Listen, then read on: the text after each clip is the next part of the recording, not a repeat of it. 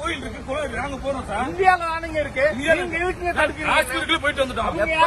நீங்க தடுக்கிறீங்க. நீங்க தான் ஒவ்வொரு தரமும் அப்படி போ அப்படி போன என்ன அவங்க யாராவது தடுத்தாங்களா? இதுல கால டைமா மதிய டைம் பேசணுங்கிறேன். இந்த நாட்டுல போறதுக்கு நரேந்திர மோடி பிரைம் மினிஸ்டர், இங்க ஒண்ணும் ஃபாரூக் அப்துல்லா பிரைம் மினிஸ்டர் இல்ல.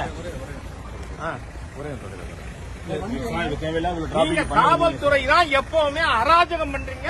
அவங்களுக்கு நீங்க சேவகம் பாக்குறீங்க, ஹிந்துக்களுக்கு எதிராக நடந்துக்கிறீங்க. ராஜா ஹிந்துனா இந்த வீதியில் போக கூடாதா? எப்பவுமே பிஜேபி கார கொடி கட்டிட்டு வந்தாவே உள்ளே நீங்க மணிகண்டன் தானே, முஸ்தாபா இல்ல, உங்களுக்கு உணர்வு இருக்காதா? நீங்க போய்க்கலாம் சார். இப்ப உங்களால ஒரே நிமிஷம் ஏங்க என்ன பேசணும்? யார்கிட்ட பேசணும்? யாரு என்ன தடுக்க?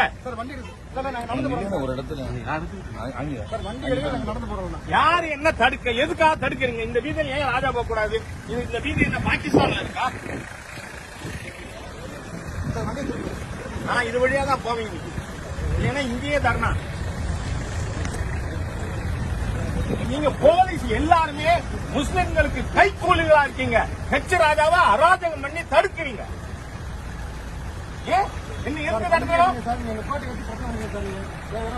நான் பாட்டு போயிருப்பேன்.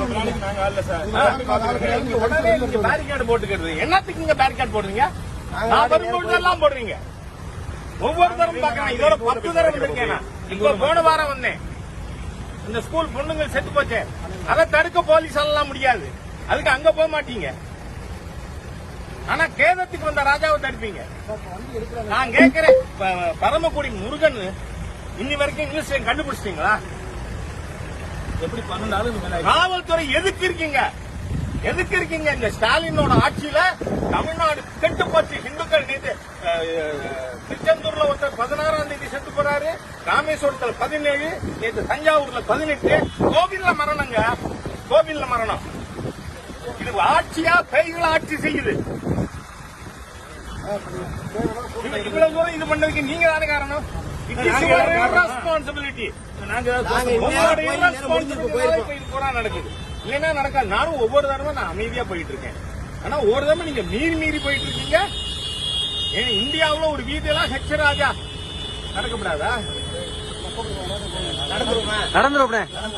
வண்டி வரட்டும், பின்னாடி வண்டி பின்னாடி வரட்டும், நடந்து போங்க.